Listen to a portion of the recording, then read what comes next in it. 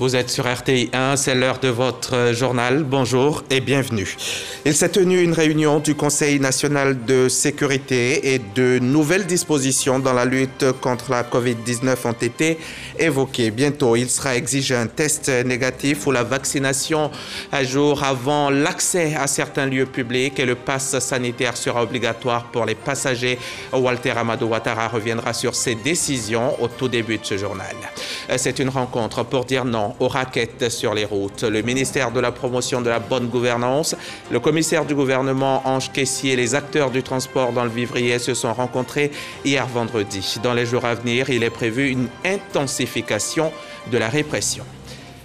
11 septembre 2001, 11 septembre 2021, voilà 20 ans que l'Amérique était frappée par l'un des pires attentats de son histoire. Pour la commémoration de ces 20 ans d'attentats, Joe Biden appelle à l'unité nationale. Le président américain a précisé que cet événement avait dévoilé les forces plus sombres de la nature humaine, la peur et la colère.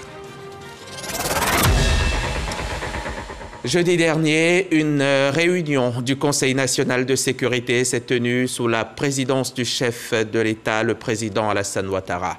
Une réunion au cours de laquelle il a été, entre autres, question de l'évolution de la maladie à coronavirus en Côte d'Ivoire. Le Conseil a décidé de prendre le taureau par les cornes et prendre de nouvelles dispositions dans la lutte contre le monstre.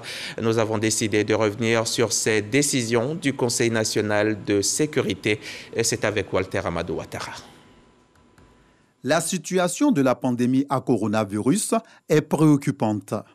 À la date du mercredi 8 septembre 2021, la Côte d'Ivoire dénombrait 57 293 cas confirmés de Covid-19, dont 55 165 guéris, 488 décès et 1640 cas actifs. Une réunion du Conseil national de sécurité, CNS, s'est tenue le jeudi 9 septembre 2021.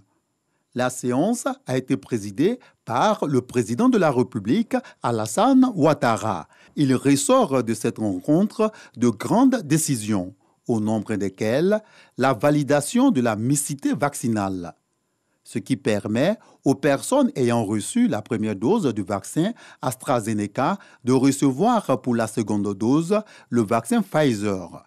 Le rappel du strict respect des mesures barrières. Notant par ailleurs que la vaccination demeure à l'heure actuelle un moyen de contrôler efficacement l'épidémie. À cet effet, les mesures suivantes sont annoncées. Le lancement d'une vaste campagne de sensibilisation sur la vaccination avant le 15 octobre 2021. La réduction de 5 à 3 jours à partir de la date de prélèvement du délai de validité des tests PCR pour les passagers arrivant en Côte d'Ivoire par voie aérienne dès le lundi 13 septembre prochain. L'adoption à compter du lundi 20 septembre 2021 du pass sanitaire à QR code pour les voyageurs en vue de réduire les fraudes sur les attestations de tests PCR et les carnets de vaccination. Ce n'est pas tout. En fonction de l'évolution future de l'épidémie dans notre pays, des mesures plus contraignantes seront prises, notamment l'interdiction de l'accès aux restaurants, maquis, bars, cinémas, stades, établissements hôteliers, bâtiments administratifs publics et privés, universités et grandes écoles aux personnes non vaccinées ou aux personnes ne disposant pas d'attestation de test antigénique ou PCR négatif datant de moins de 72 heures. Le président de la République a exhorté à nouveau les populations vivant en Côte d'Ivoire à se faire vacciner, à porter les masques dans les espaces et lieux publics ainsi que dans les transports en commun, à se laver régulièrement les mains et à respecter la distanciation physique. Enfin, le gouvernement va prendre toutes les dispositions nécessaires le plus tôt possible pour la production locale de vaccins anti-Covid-19. Et en attendant que ce virus soit définitivement neutralisé, il continue son chemin, il continue de tout bouleverser. En raison de la situation sanitaire actuelle dans le monde et en Côte d'Ivoire, nous vous informons que le gala de la Fondation Children of Africa est reporté au vendredi 11 mars 2022.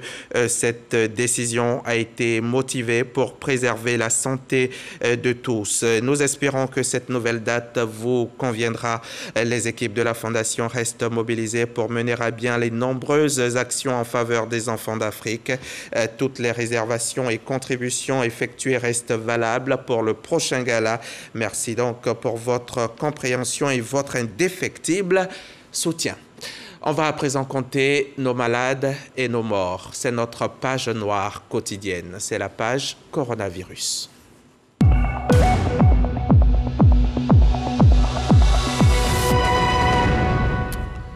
Cette page, nous souhaitons la refermer au plus vite. L'épisode Covid n'a que trop duré. Hier encore, le virus a touché 174 personnes et en a tué 3 en Côte d'Ivoire, ce qui fait un total de 495 décès pour 57 598 cas confirmés. Pour en finir, il nous faut redoubler d'efforts, ne pas s'affranchir des gestes barrières et surtout aller se faire vacciner au plus vite. Les sites de vaccination pour cela donc se multiplient pour vous dans tout le district d'Abidjan. De 62, on est à plus de 180 sites aujourd'hui. Et nombreux sont ceux qui ont compris la nécessité de se faire vacciner si on veut, bien sûr, arriver à freiner cette maladie. Là-bas à Bobo, le centre de vaccination ne désemplit pas du tout. On suit le constat de Didier Nguessan. Rond-point de la gendarmerie d'Abobo, transformé en vaccinodrome. Ici, 1000 personnes en moyenne par jour reçoivent le vaccin anti-Covid. Une initiative qui découle de la campagne d'intensification vaccinale éclatée de 15 jours dans le district d'Abidjan. C'est juste pour vous informer que la vaccination est une très bonne chose, donc nous devons tous la faire. Le district sanitaire Abobo-Est enregistre par jour près de 2000 personnes vaccinées. Un engouement qui réjouit le directeur départemental. Nous avons identifié les hauts lieux de transit des populations.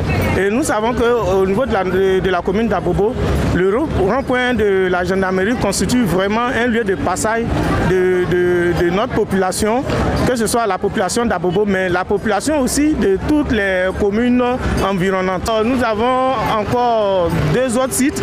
Nous avons un site au niveau de Banco, du rond-point de Banco, et nous avons un site au niveau du dépôt neuf. Démarré le 27 août dernier, la campagne éclateuse de vaccination prend fin le 10 septembre. Toutefois, les sites habituels de vaccination restent ouverts pour les candidats au vaccin. Et dans cette lutte contre le virus Covid, le personnel soignant est à saluer parce qu'en première ligne dans ce combat difficile. Heureusement, d'autres se préparent à les rejoindre. La 5e promotion des étudiants de l'INFAS à Bengourou vient d'effectuer sa rentrée académique 2021-2022, une cérémonie marquée par le port de la blouse blanche. Depuis à Bengourou, le reportage de Jean-Marc Djedji.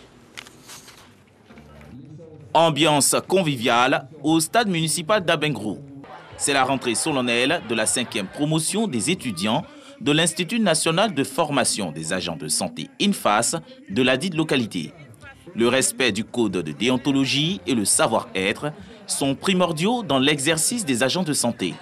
Un message divulgué aux étudiants de cette nouvelle promotion par Sophie Conan, chef d'antenne. Cette rentrée académique enregistre plus de 700 étudiants qui vont bientôt intégrer le corps médical. La cérémonie de port de blouse permet de dire aux étudiants que vous entrez dans une famille particulière. Cette famille, c'est une famille où le don de soi, le sacerdoce, tout ça, ce sont les qualités que vous devez développer tout au long de votre parcours, mais surtout que vous allez appliquer lorsque vous serez des professionnels de santé. Devenue une tradition au sein des différentes antennes locales de l'INFAS, la cérémonie de port de blouse symbolise le point de départ des 3 années de formation de ces futurs agents de la santé publique. On referme ici le chapitre santé de ce 13h et je vous emmène à la primature au plateau. La primature au Patrick Hachi a accordé hier une audience au ministre d'État, ministre chargé des Affaires africaines des Émirats arabes unis. Le séjour du Cheikh à Abidjan s'inscrit dans le cadre du renforcement des relations de coopération entre son pays et la Côte d'Ivoire. Le compte-rendu de Jean-Luc Bango. La visite du Cheikh Chakbout bin Nahyan Moubarak Al Nahyan, ministre d'État chargé des affaires africaines des Émirats arabes unis, s'inscrit dans le cadre du raffermissement des relations de coopération entre son pays et la Côte d'Ivoire. Des relations établies depuis les années 90. Avec le premier ministre ivoirien Patrick Hachi, le Cheikh Nahyan Moubarak Al Nahyan s'est félicité de la bonne tenue de ces relations et envisagé d'autres domaines de coopération possibles entre les deux pays.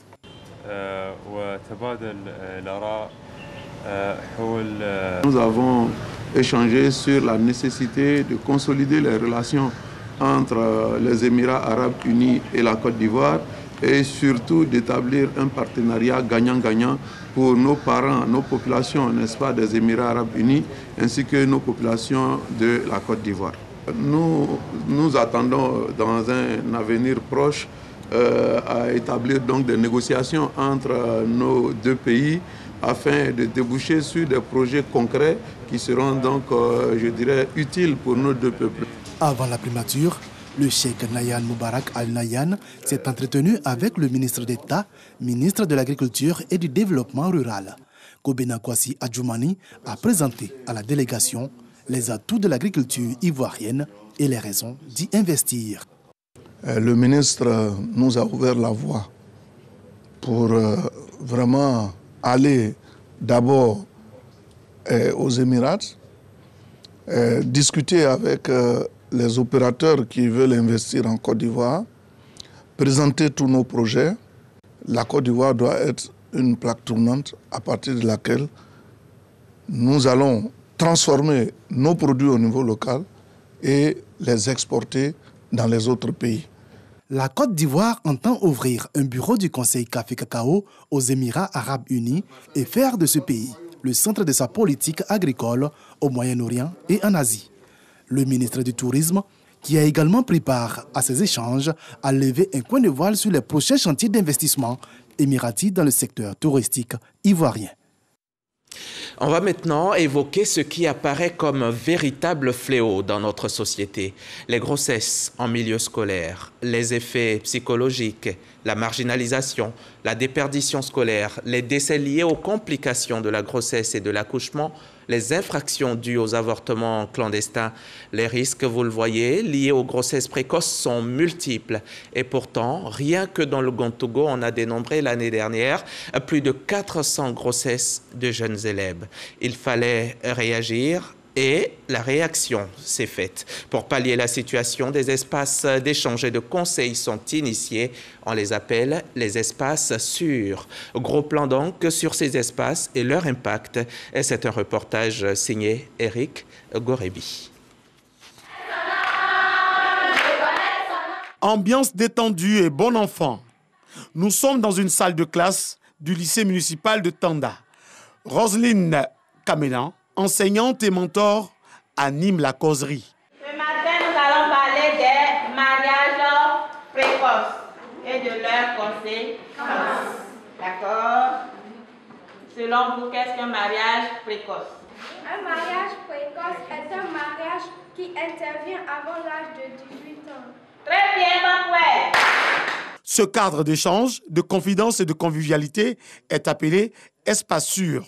En tant que mentor, nous avons pour mission d'organiser les groupes, animer les différentes sessions et surtout être un modèle, une amie, une conseillère et une confidente pour les jeunes filles. Les espaces sûrs visent à lutter contre les grossesses en milieu scolaire et aident les jeunes à aller au bout de leur cursus. Le but même du projet, c'était de maintenir la jeune fille en vie et à l'école jusqu'en 3e. Parce qu'on constatait beaucoup d'avortements qui entraînaient la mort de ces jeunes filles, l'abandon des études dues aux grossesses, ainsi de suite. L'animation des espaces sûrs a été instaurée dans la région du Grand-Togo au début de l'année scolaire 2019-2020. Dans la région ici, les filles ne dépassent pas le cap du BEPC. Voilà. Une fois qu'elles ont le BEPC, même souvent, à partir de la 4e, on les retire de l'école. Les mentors assurent l'encadrement des filles dont l'âge varie entre 13 et 17 ans. Il y a des sujets qui sont considérés comme tabous, mais avec nous, elles ont la possibilité de s'approcher, de s'ouvrir. J'ai entendu dire qu'il y a une jeune fille de votre âge, à cause de téléphone, elle a couché avec les garçons. Les garçons, elle est allée de garçon en garçon, en homme. Finalement, elle a attrapé une maladie qui l'a conduite à la mort. Donc vous voyez, ce sont des choses à éviter. Dans la région du Gontougo, 46 mentors ont été formés sur les différentes thématiques liées aux compétences de vie. Chaque mentor dispose de 2 espaces sûrs pour une 60aine de filles. Elles sont à leur écoute, leur apportent conseils et orientation. Lorsque nous venions aux espaces sûrs, nous apprenons comment vivre entre parents à la maison. Nous apprenons aussi comment éviter les grossesses précoces et nous abordons un sujet pour communiquer entre nous. Pour susciter l'intérêt des filles et créer l'engouement autour des espaces sûrs, un volet appui alimentaire y a été associé. Nous avons mené une lutte contre les grossesses en milieu scolaire pendant 5 ans. Cette lutte-là nous a permis de comprendre beaucoup de choses. Et ça nous a même permis de faire des petites enquêtes localisées. On a demandé aux filles quelles étaient les raisons qui font de leur vulnérabilité. Le repas de midi a constitué pour les filles une des raisons. Parce que nous avions proposé d'entrepayer leur transport, leur donner un kit hygiénique chaque fin du mois et donner un repas de midi. En tout cas, quand on a dépouillé le petit questionnaire, celles qui avaient choisi le repas de midi étaient en pointe.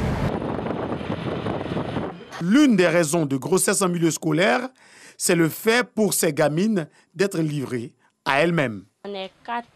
On paie la maison à 5 000. La maison est très petite. On est coincé. Il n'y a pas assez de place. On est obligé de sortir, étudier au dehors. Il y a une de mes élèves qui se scolarise elle-même. Comment une fille qui est mineure peut se scolariser? Donc ça veut dire qu'elle est obligée soit de se prostituer, de se donner à des hommes. Manger, se déplacer ou encore avoir de quoi s'acheter un coton hygiénique peut s'avérer problématique. C'est vrai, on leur enseigne des valeurs, mais ne dit-on pas qu'un ventre qui a faim n'a point d'oreille. Elles ne peuvent pas, même si elles suivent, mais une fois dehors, elles préfèrent aller vers les jeunes garçons qui ont des petits métiers pour pouvoir avoir de quoi manger. Si elles ont faim, franchement, je ne pense pas qu'on puisse avoir notre objectif, qui est 0 grossesse en milieu scolaire. En 2019, selon les chiffres officiels, la région du Gontougo a enregistré 401 cas de grossesse en milieu scolaire. Toutes ces filles qui ont été victimes de grossesse, qui n'ont pas pu continuer, on a pu quand même les réinsérer grâce à ce projet. Et je crois que c'est vrai qu'il y a beaucoup de cas qui ont été perdus, mais le peu que nous avons pu avoir, donc avec l'appui de M. le directeur régional, nous avons pu les réinsérer pour leur donner une seconde chance. Pendant plusieurs années, le phénomène de grossesse a été un véritable obstacle à l'épanouissement des jeunes filles. Dans notre lycée, nous pouvons dire que le bilan a été positif. Nous avons constaté que leur rendement en classe est satisfaisant. Il y a eu également la baisse du taux de grossesse. Je peux dire que les élèves apprécient réellement les espaces sûrs. Elles sont toujours présentes. Les mentors aussi, qui sont des mamans, mettent les enfants en confiance et les enfants en réclament. Dans le Gontougo, l'année scolaire 2021-2022 s'annonce avec les mêmes défis. Les espaces sûrs constituent pour l'heure un moyen efficace de lutte pour le ministère de l'Éducation nationale qui s'appuie sur le projet.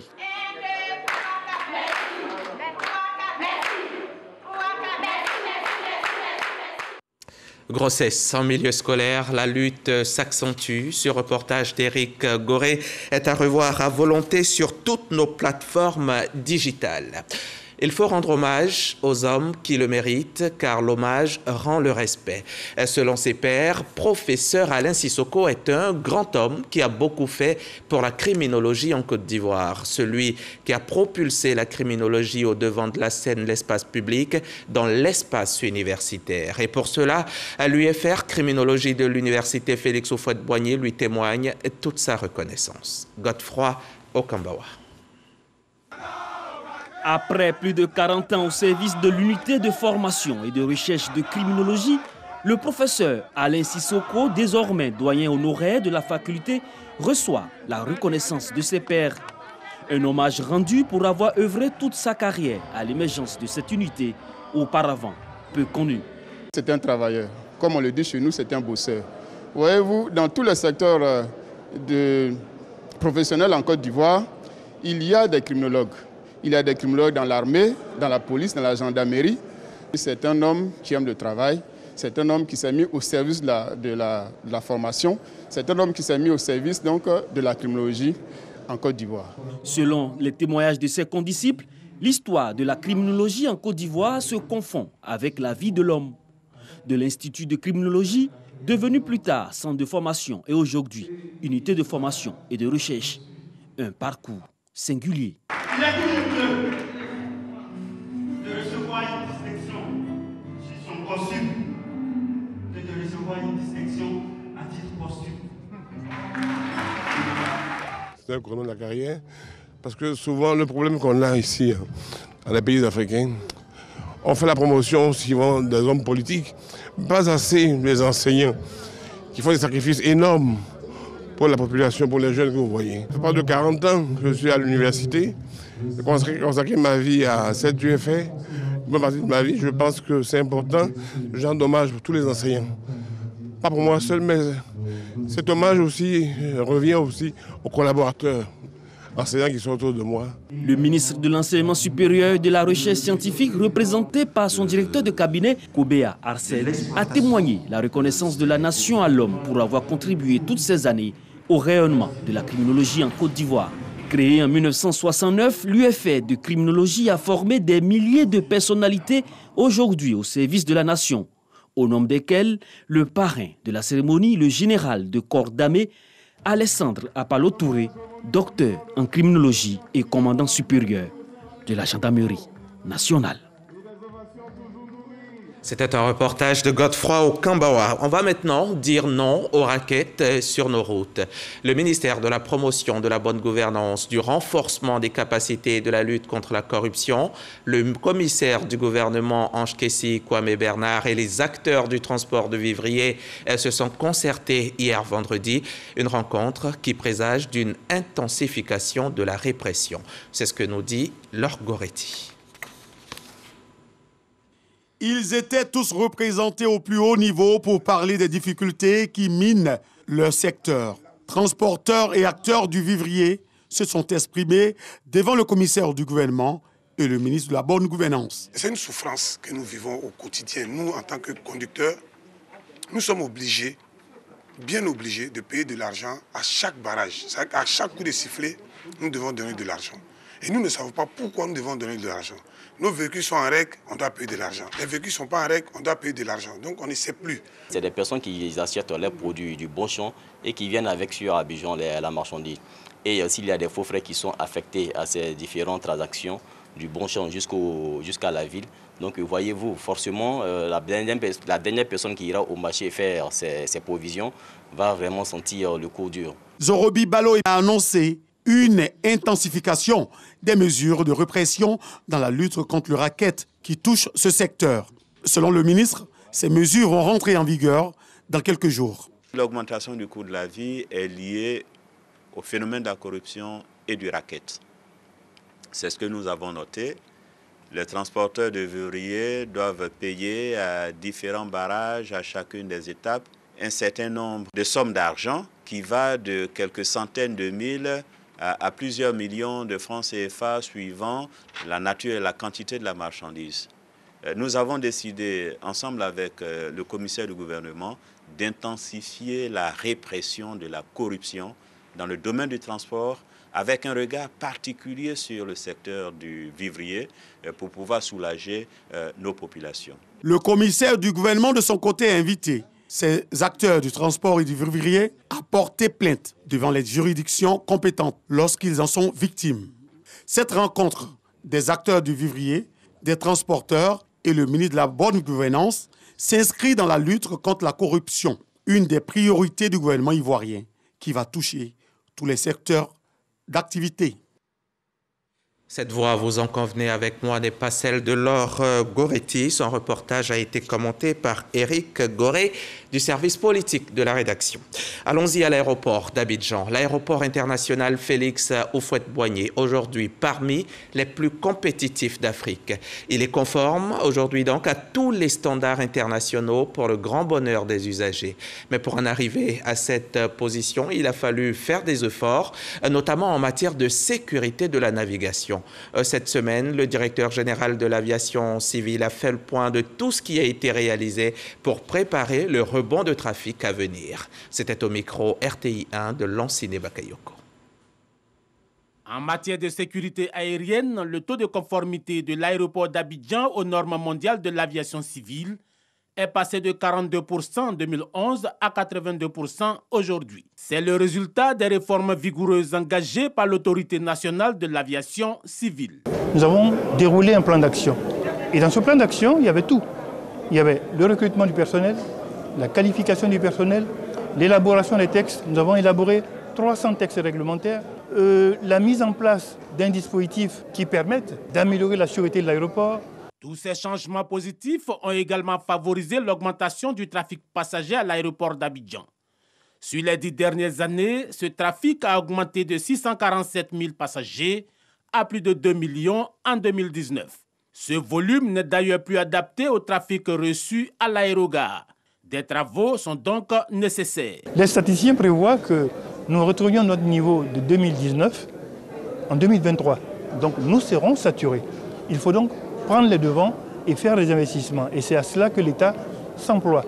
Il y a un programme d'extension de l'aéroport d'Abidjan. Ce programme va se réaliser et permettra de faire face à l'augmentation du trafic.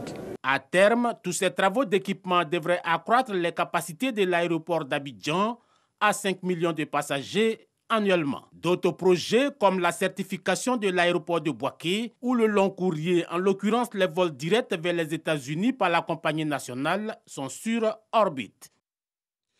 À présent, cette nouvelle que nous redoutions de toutes nos forces. Dans la nuit du jeudi 9 au vendredi 10 septembre 2021, un hélicoptère d'attaque Mi-24 de l'armée ivoirienne en mission de reconnaissance sur la ligne frontalière nord a perdu tout contact avec la station de contrôle. Les recherches entreprises ont permis de localiser l'aéronef qui s'est écrasé à 2 km au nord de la localité de Togolokaï dans le département des Téini en République de Côte d'Ivoire. Les 5 occupants ont tous péri dans cet accident. Une enquête a été ouverte pour déterminer les circonstances de ce drame.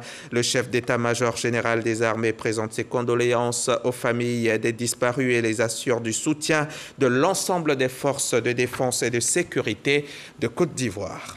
Je vous ramène dans le Gontogo, où le conseil régional vient de remettre des enveloppes d'une valeur totale de 2 millions de francs CFA à des personnes en situation d'indigence.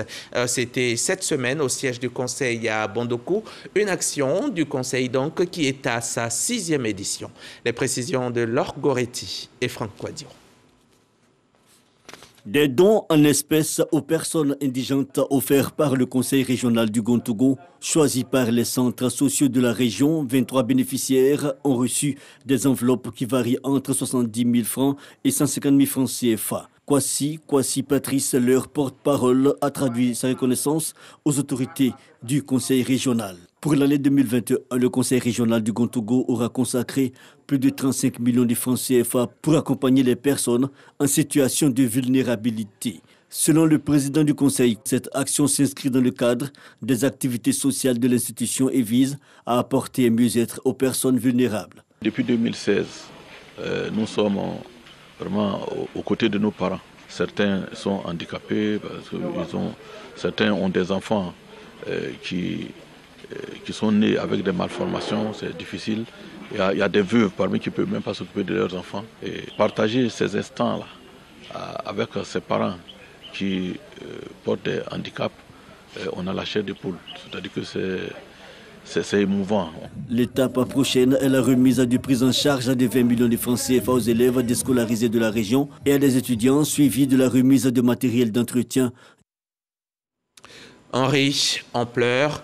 Cette dualité de la vie qui a tout son sens. Charles Konambani s'en est allé. L'ancien Premier ministre, ancien gouverneur de la BCEAO, s'est éteint des suites du coronavirus hier vendredi 10 septembre à l'hôpital américain de Neuilly, aux portes de Paris, en France. La triste nouvelle est tombée ce vendredi 10 septembre.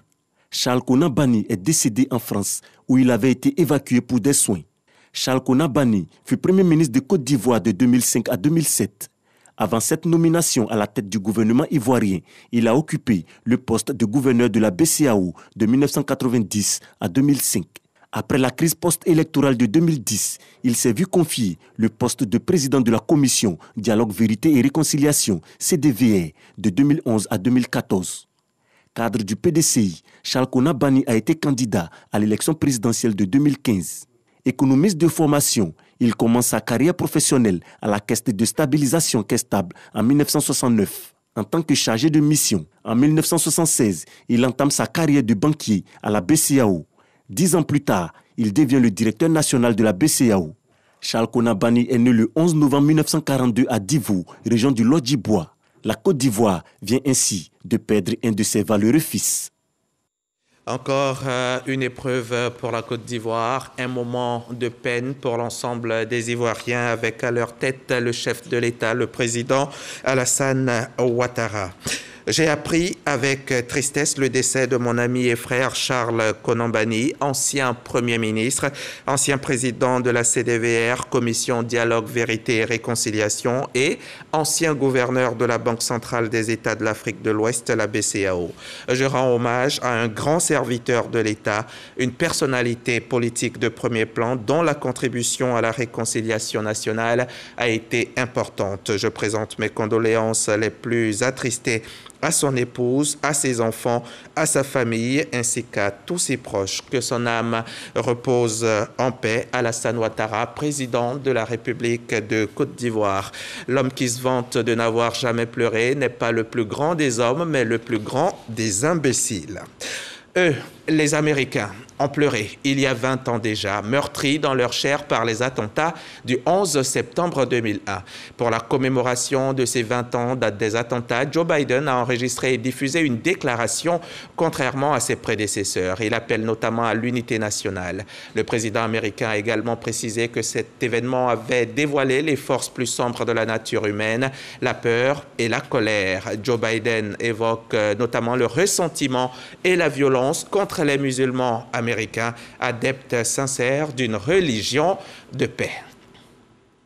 Et je vous souhaite la paix. À demain 13h, toujours sur la chaîne ivoirienne.